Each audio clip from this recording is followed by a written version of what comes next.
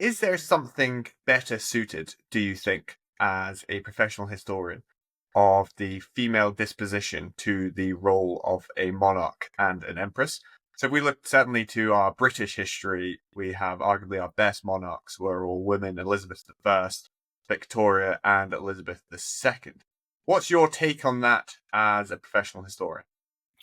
Well, one of the things I discuss in the book is that there was quite a lot of debate at the time, in the middle of the 18th century, on the suitability of women to be leaders, to be monarchs. And you had some of the best minds alive in 18th century Europe pontificating on this.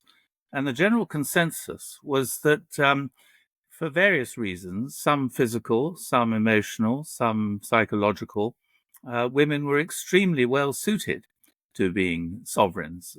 First, because through the challenges of childbirth, they were physically much more robust than many male monarchs.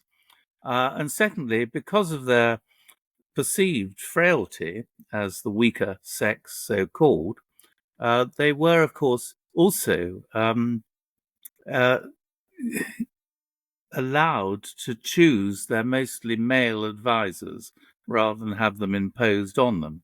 And so, if they were fortunate enough to have the gift of discernment, they could choose some extremely good and useful and indeed highly intelligent advisors. And that, in the case of Maria Theresa, was what she did. She assembled some of the best brains in Central Europe around her.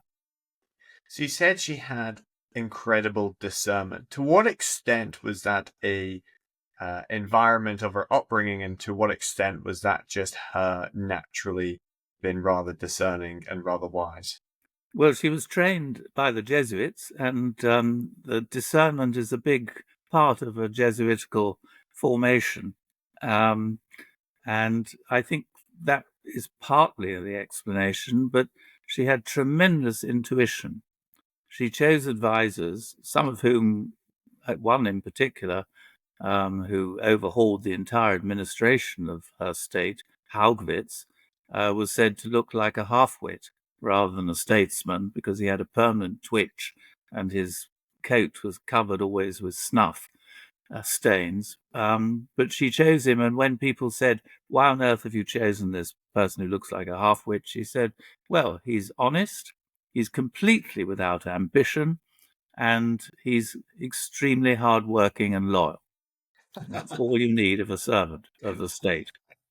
One could learn from that today, I think.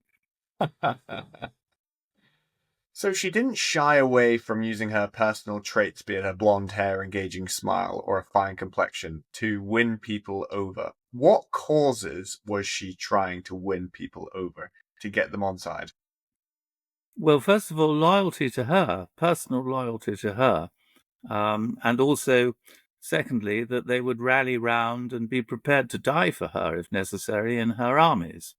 And she was, as you say, not above using all the sort of female guile and charm and beauty in her armory, which was formidable in her younger days to get her ends. So the Hungarians had to be virtually seduced verbally, and by her sort of lifting her infant child up in her arms when she addressed the Hungarian nobility. And they, of course, responded, being great sort of chivalrous and chauvinist males, and drew their swords and pledged to send her an army of 30,000 troops.